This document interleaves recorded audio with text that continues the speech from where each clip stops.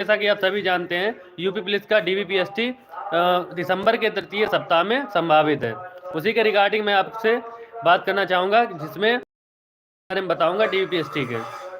तो सभी लोग लाइव आ जाइए और डीवीपीएसटी के रिगार्डिंग हम आपको बताएंगे कि कौन कौन से डॉक्यूमेंट लगने हैं और कहाँ लगेंगे और कौन से गैजेटेड ऑफिसर से आपको उसको अटेस्टेड करवाना यानी प्रमाणित करवाना है।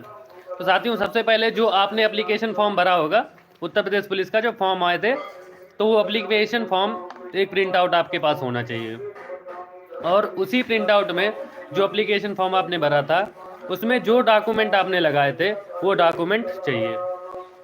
तो सबसे पहला डॉक्यूमेंट आप नोट करते रहिए, चाहे तो आप पेंसिल से या पेन से किससे भी नोट कर लीजिए कागज़ में, जिससे आपको आसानी रहे।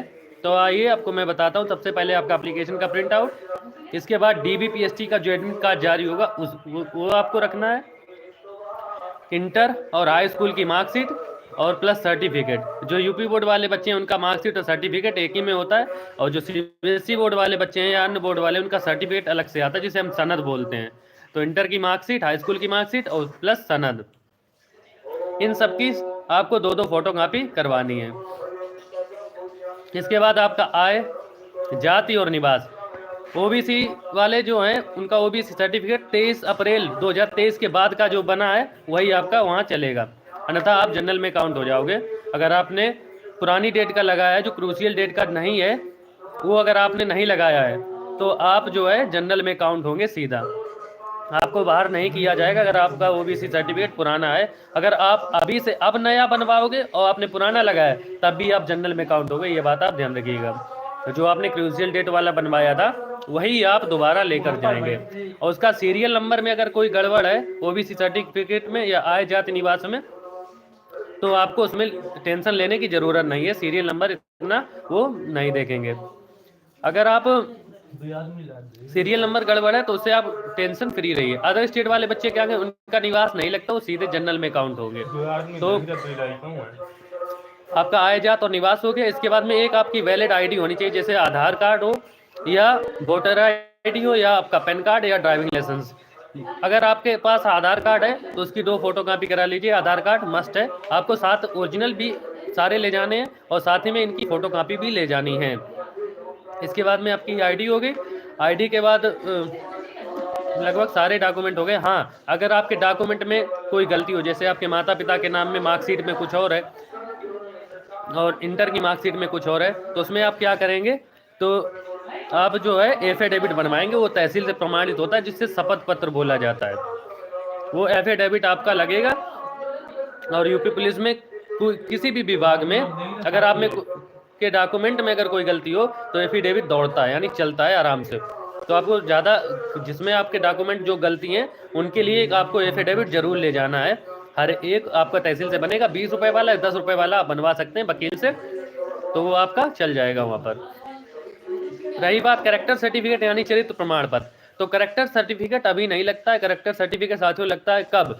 कैरेक्टर सर्टिफिकेट लगता है आपका मेडिकल के टाइम। अगर आपका स्कूल जहाँ से आप पास आउट हुए वहाँ से कैरेक्टर सर्टिफिकेट पुराना मिला है तो आप उसको ले जा सकते हैं, नो प्रॉब्लम। अगर आपने ग्रेजुएशन लगाया है तो आपको ग्रेजुएशन की मार्कशीट या डिग्री ले जानी है, आपको ग्रेजुएशन की मार्कशीट और डिग्री ले जानी है साथियों। अगर आपने ग्रेजुएशन का सर्टिफिकेट लगाया है तो आप ग्रेजुएशन की मार्कशीट और डिग्री ले जाएंगे, और साथ ही इसकी 2 फोटो कॉपी। अब आपको ये प्रमाणित कहाँ से करवाने, तो मेरी बात सुन लीजिए ध्यान से साथियों।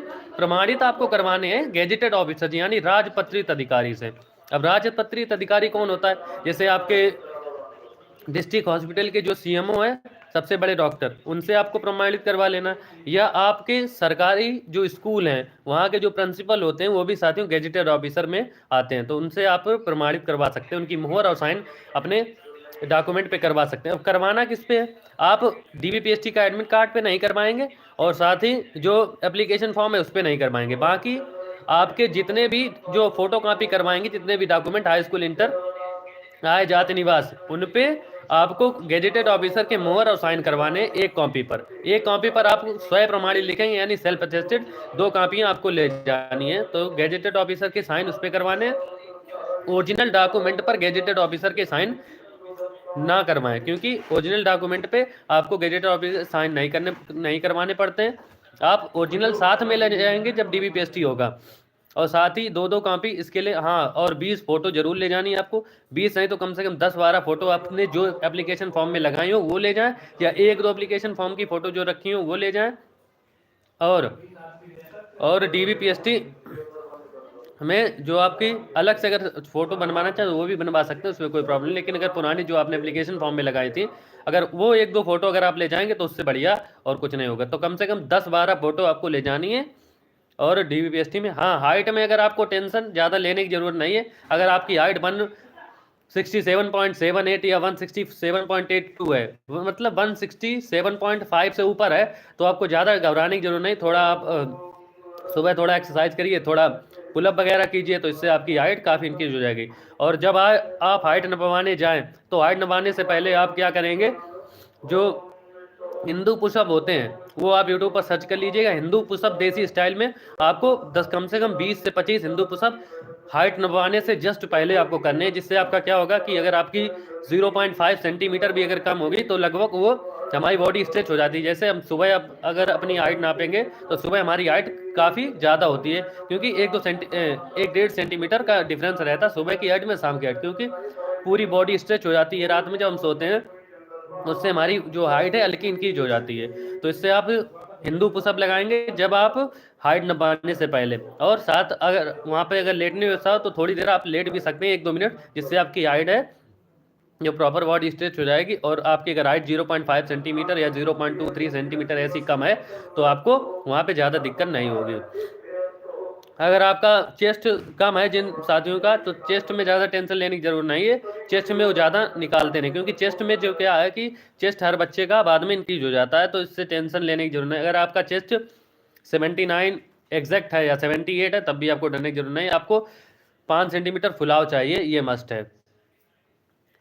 तो बाकी सारे डाउट्स आई होप आपके क्लियर हो गए होंगे। और जितने भी मैंने डॉक्यूमेंट बताए हैं सारे सबकी 2-2 सेट कॉपी फोटो कॉपी करवा कर उससे गेजेटर ऑफिसर के साइन जरूर करवाने, और एक अपने सेल्फ अटेस्टेड कॉपी, और साथ ही ओरिजिनल डॉक्यूमेंट ले जाएंगे। गेजेटेड ऑफिसर के साइन ओरिजिनल डॉक्यूमेंट पर नहीं करवाएंगे, और साथ ही DBPST के एडमिट कार्ड पर भी गेजेटेड ऑफिसर के साइन नहीं होंगे। बाकी जितने भी डॉक्यूमेंट्स हैं उस पर सब पे गेजेटेड ऑफिसर के साइन होंगे। तो आई होप आपको वीडियो अच्छा लगा हो, और वीडियो पसंद आया तो लाइक करें और चैनल को सब्सक्राइब करें, और ऐसी इन्फॉर्मेटिव वीडियो